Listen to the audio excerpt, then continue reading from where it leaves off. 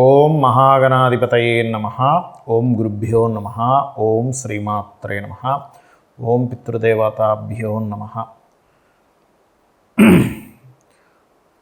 పరమేశ్వర స్వరూపమైనటువంటి జ్యోతిష, వాస్తు మరియు ఇతర అనేకమైనటువంటి శాస్త్రములను మనకు అందించినటువంటి మహర్షులకి నమస్కారం. హయగ్రీవ హయగ్రీవ హయగ్రీవేతి యో వదేత్ తస్య నిస్సరతే వాణి జన్హు కన్యా ప్రవాహవత్.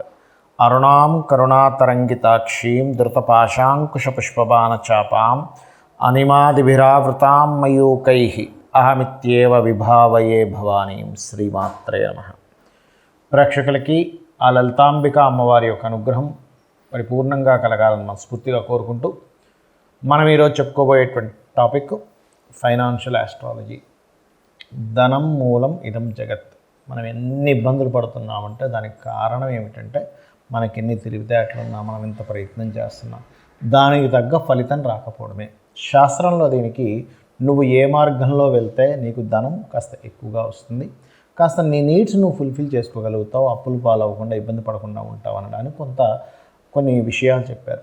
అందులో ప్రధానంగా మనకి ఏ రాశి వారు, మీరు ఉదాహరణకి మేషంలో పుట్టారు, మేషంలో పుట్టి మేష రాశి మేష లగ్నం అయితే ఏమిటి, మేషరాశి వృషభ లగ్నం అయితే ఏంటి, మేషరాశి మిథున లగ్నం అయితే ఏమిటి, అలాగా ఒకే రాశి అయ్యింది 12 లగ్నాల్లో పుడితే ఎందులో మీరు ఎక్కువ ట్రై చేస్తే బాగుంటుంది అనేటువంటిది ఒక కాన్సెప్ట్ ఉంది.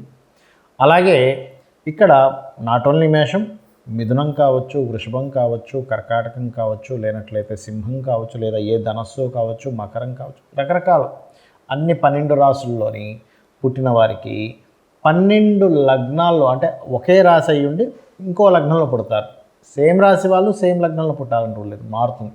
అలా మారినప్పుడు మీ రాశి ఏమిటి, మీ లగ్నం ఏమిటి, తద్వారా మీరు ఏ రంగాల్లో బలంగా ప్రయత్నం చేస్తే బాగుంటుంది ఒకటి. రెండవది ఏమిటి అంటే మీరు ఏ దేవత ఉపాసన చేస్తే బాగుంటుంది అనేటువంటిది ఇప్పుడు ఈ వీడియోలో చెప్తాను. దాని తర్వాత మనకి ఎవ్రీ మంత్ పర్టికులర్గా ఏంటంటే మీరు ఈ యొక్క దీంట్లో జన్మించారు కావున పర్టికులర్గా మీరు ఈ యొక్క నెలలో ఈ రంగంలో కొంచెం ఎక్కువగా ట్రై చేయండి. వీరి మూలంగా డబ్బులు వస్తాయి, లేనట్లే వీటి మూలంగా డబ్బులు వస్తాయి, లేనట్లయితే ఇట్లాంటి విషయాలు జాగ్రత్తగా ఉండాలనేటువంటిది ఎవ్రీ మంత్ ఫైనాన్షియల్ ఆస్ట్రాలజీ గురించి మనం తెలుసుకుందాం.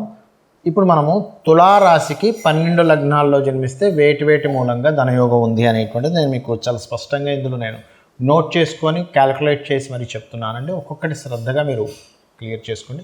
ఇప్పుడు మీరు తులారాశిలో జన్మించారు. తులారాశిలో ఏ నక్షత్రం అయినా సరే, ఇప్పుడు తులారాశిలో ఉండే నక్షత్రాలు ఏమిటి, చిత్త 3-4 పాదాలు ఉంటాయి.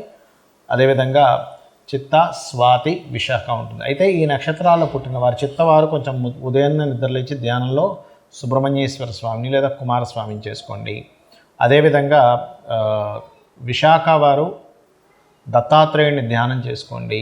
మరియు ఈ యొక్క మన స్వాతి నక్షత్రం వారు పర్టికులర్గా అమ్మవారిని ధ్యానం చేసుకోండి, దుర్గాదేవిని. ఎందుకంటే మన ధనం మన మనసు, మన యొక్క ఆలోచన విధానం, మన స్థిరత్వం మీద ఆధారపడుతుంది. ధ్యానం వల్ల స్థిరత్వం వస్తుంది. అదేవిధంగా ఈ రాశి వాళ్ళందరూ కూడా ముఖ్యంగా గుర్తుపెట్టుకోండి, ఈ రాశి వాళ్ళందరూ కూడా ఏ లగ్నం బట్టి ఏ మూలంగా ధనయోగం వస్తుందని చెప్తాను. తులారాశిలో జన్మించారు, బట్ మేష లగ్నంలో జన్మించారు. లగ్నం వేరు, రాశి వేరు, మీకు క్లారిటీ రావాలి. ఫస్ట్ మేషలగ్నంలో తులారాశిలో జన్మించారు. మీకు సర్వీస్ ఓరియంటెడ్ లేదా విదేశాలకు వెళ్ళడం ద్వారా, లేనట్లయితే మీకు ఏదైనా టీచింగ్ ట్రైనింగ్స్ లేదా బ్యాంకింగ్ సెక్టార్స్, ఫైనాన్షియల్ సెక్టార్స్ మూలంగా మీకు ధనయోగం ఎక్కువగా ఉంటుంది. ఇది గుర్తుపెట్టుకోండి. అదేవిధంగా తులారాశిలో జన్మించారు, బట్ మీరు వృషభ లగ్నంలో జన్మించారు, మేషం కాదు. ఇప్పుడు వృషభంలో జన్మించారనుకోండి, బిజినెస్ రిలేటెడ్ ధనయోగం మూలంగా, బిజినెస్ రిలేటెడ్ వాటి మూలంగా, లేదా కమ్యూనికేషన్స్, అడ్వర్టైజ్మెంట్, మీడియేటింగ్ ద్వారా డబ్బులు వస్తాయి.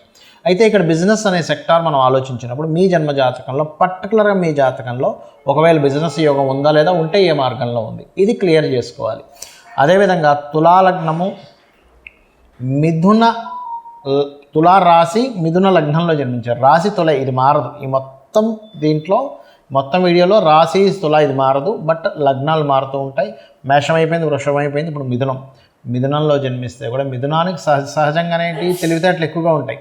సో అలా తెలివితేటలు ఉన్నటువంటి ఈ జాతకానికి ఎక్కువగా ఈ క్రియేటివ్ రిలేటెడ్ వాటి మూలంగా, లేకపోతే బిజినెస్ డీల్స్ మూలంగా అద్భుతమైన ధనయోగం వస్తుంది. బట్ మీడియేటింగ్ అండ్ కన్సల్టెన్సీస్, లేనట్లయితే ఎనీథింగ్ అడ్వర్టైజ్మెంట్స్, బట్ మీరేంటి మీ ధనయోగం బిజినెస్ మూలంగా ఉందా లేదా మీ పర్సనల్ చార్ట్లో చెక్ చేసుకోండి క్లియర్గా. ఎందులో ఉంది ఇక్కడ ఏంటంటే బిజినెస్లో రాణిస్తారండి. ఏ బిజినెస్లో రాణిస్తారు, సర్వీసెసా లేకపోతే ఇట్లాగా ఏంటనేది మీరు పర్టికులర్ క్లారిటీ తెలుసుకోవాలి.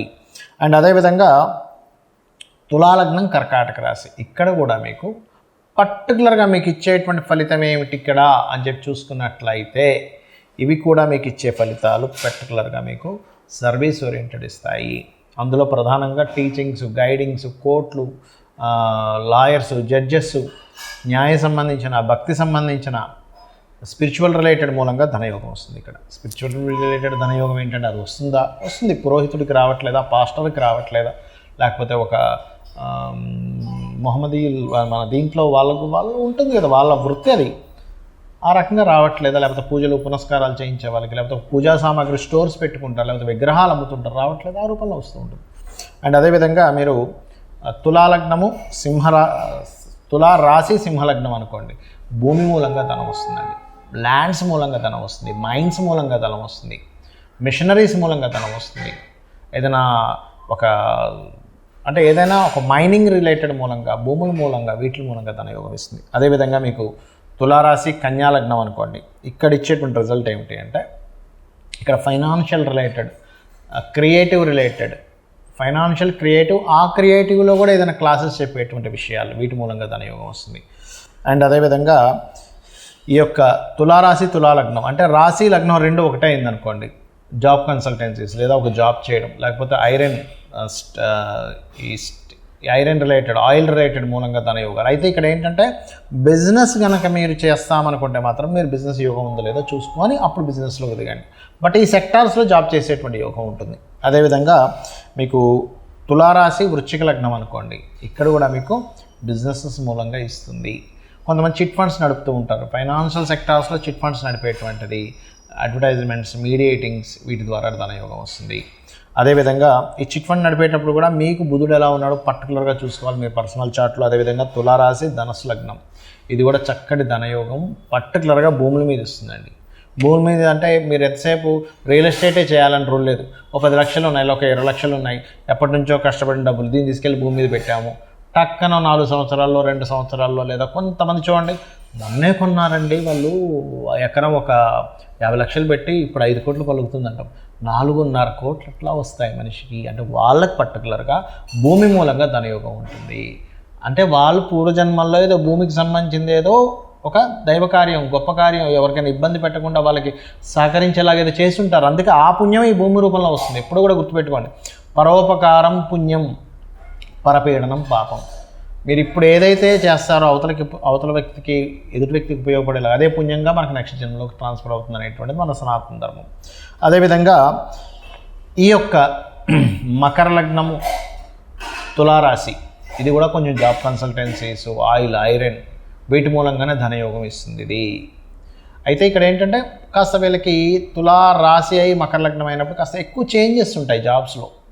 అండ్ వీళ్ళకి వీళ్ళ జీవిత భాగస్వామి కూడా కొంత జాబ్ సంబంధించిన వీటిలో సపోర్టివ్స్ ఉంటాయి ఇక్కడ, ఇది కొంచెం చూసుకోవాలి. అండ్ అలాగే తులా రాశి కుంభలగ్నం అనుకోండి, financial sectors, construction related, real estate related, cabs, లేకపోతే ట్రాన్స్పోర్ట్ రిలేటెడ్, ఇంకా చాలా ఉంటాయి. బట్ ఇది ఇంకా మీ పర్సనల్ చార్ట్లో ఉంటుంది, బట్ నేను ఇక్కడ కొన్ని చెప్తున్నాను. అదేవిధంగా మీకు తులారాశి మీనలగ్నం ఆఖరిది, ఇక్కడ కూడా మీకు ధనయోగం అనేటువంటిది మైనింగ్ అండ్ అదేవిధంగా రియల్ ఎస్టేట్, లేకపోతే ఏదైనా రీసెర్చ్ రిలేటెడ్ సంబంధించినవి, లేకపోతే ఫార్మా రిలేటెడ్ సంబంధించినవి, ఇట్లాంటి వాటి మూలంగా మీకు ధనయోగం అనేటువంటిది ఉంటుంది. అయితే మీరు రెగ్యులర్గా గుర్తుపెట్టుకోండి, ఒక్కొక్క రాశి వారు కూడా అంటే ఒక్కొక్క లగ్నం వారు కూడా మీరు ధనయోగం రావాలంటే, ఉదాహరణకి మేషంలో పుట్టారు, ఈ తులారాశి మేషంలో పుట్టారు, దత్తాత్రేయుణ్ణి, వృషభంలో పుట్టారు విష్ణువుని, అదేవిధంగా మిథునంలో పుట్టారు విష్ణువుని, లగ్నం నేను చెప్తున్నాను బాగా అర్థం చేసుకోండి. అదేవిధంగా కర్కాటకంలో పుట్టారు దత్తాత్రేయుణ్ణి లేదా మన దక్షిణామూర్తిని, లేనట్లయితే మీరు సింహంలో జన్మించారు కుమారస్వామిని, నేను చెప్పేది లగ్నం అంటే నాటు రాశి, కన్యలో జన్మించారు అమ్మవారు లక్ష్మీ అమ్మవారిని, వృశ్చికంలో జన్మించారు అంటే వృశ్చికము రాశి లగ్నం రెండో ఒకటే అనుకోండి, అప్పుడు వెంకటేశ్వర స్వామిని, అదేవిధంగా మన తులలో జన్మిస్తే వెంకటేశ్వర స్వామిని, వృశ్చికంలో జన్మిస్తే విష్ణువుని, అదేవిధంగా ధనస్సులో జన్మిస్తే సుబ్రహ్మణ్యేశ్వర స్వామిని, మకరంలో జన్మిస్తే వెంకటేశ్వర స్వామిని, కుంభంలో జన్మిస్తే అమ్మవారిని, మరియు మీనంలో జన్మిస్తే సుబ్రహ్మణ్యేశ్వర స్వామిని ఎంత ఆరాధిస్తుంది. నేను చెప్పినవన్నీ రాశికి లగ్నం, ఈ లగ్నాల్లో జన్మిస్తే ఆరాధించండి, అనే విధాలు మీకు బాగుంటుంది. అయితే నేను కొన్ని కండిషన్స్ చెప్తానన్నాను. అదేమిటి అంటే, ఒకటి గుర్తుపెట్టుకోండి, మీ యొక్క జన్మజాతకంలో కనుక మీ పర్సనల్ చార్ట్లో ఫైనాన్స్ ఇచ్చే పాయింట్ ఏదైతే ఉంటుందో, ఫైనాన్షియల్ పాయింట్ అని ఒకటి ఉంటుంది, ప్రతి జాతకుడికి ఉంటుంది. అది ఆ పర్టికులర్ పాయింట్లో కనుక ఇంకొక మంచి బలమైన గ్రహం ఇంకేదైనా ఉందనుకోండి, అప్పుడు దాని ద్వారా ఎక్కువగా డబ్బులు వస్తాయి. అంటే ఉదాహరణకి రవే ఉన్నాడు, అప్పుడేంటి, ఈ యొక్క గవర్నమెంట్ రిలేటెడ్, మెడికల్ రిలేటెడ్గా. చంద్రుడు ఉన్నాడు, ఫుడ్ రిలేటెడ్. అంటే ఇంకా చాలా ఉంటాయి, ఫుడ్, కంప్యూటర్స్, వాటరు, ట్రావెలింగ్స్, ఇట్లా చాలా ఉంటాయి. అంటే ఉదాహరణ చెప్తున్నాను నేను మీకు. గురువు ఉన్నాడు, ఎనీథింగ్ కన్సల్టెన్సీస్, టీచింగ్ రిలేటెడ్, అట్లా. అంటే అక్కడ ఏ ప్లానెట్ ఉంది ఇస్ ఆల్సో మోస్ట్ ఇంపార్టెంట్. ఒక్కొక్కసారి మీ జన్మజాతకంలో అక్కడ ఏ ప్లానెట్ ఆపుతుందో కూడా చూసుకోవాలి. అప్పుడు దానికి సంబంధించిన దానం ఇవ్వడం, దానికి సంబంధించిన స్తోత్రం చేసుకోండి. అలాగే మీకు నడుస్తున్న మహాదశ ఏమైనా మీ యొక్క ధనయోగాన్ని నెగేట్ చేస్తుందా ఈజ్ ఆల్సో మోస్ట్ ఇంపార్టెంట్. ఇప్పుడున్నటువంటి గోచారం ఏమైనా మీ ధనయోగాన్ని ఆపుతుందా ఈజ్ ఆల్సో మోస్ట్ ఇంపార్టెంట్. ఇవి మీ పర్సనల్ చార్ట్లో ఉండే కాంబినేషన్స్ని బట్టి అవి అక్కడ చూపిస్తుంటాయి ప్రభావం అనేటువంటిది. లేదా మీకు ఒక మార్గంలో ధనం వచ్చే యోగం ఉంటే మీరు ఇంకో మార్గంలో ట్రై చేస్తూ ఉంటారు. ఎందుకంటే దానికి కనెక్ట్ అవ్వదు. అంటే ఎలా అంటే, చిన్న ఉదాహరణ చెప్తాను చూడండి. మన దగ్గర ఒక చెక్ ఉంది, ఈ చెక్ తీసుకెళ్ళి మనం పోస్ట్ ఆఫీస్లోకి వెళ్ళాం, బ్యాంక్కి వెళ్ళాల్సిన పోస్ట్ ఆఫీస్కి వెళ్ళి నాకు డబ్బులు కావాలన్నా వాడు ఇవ్వడు.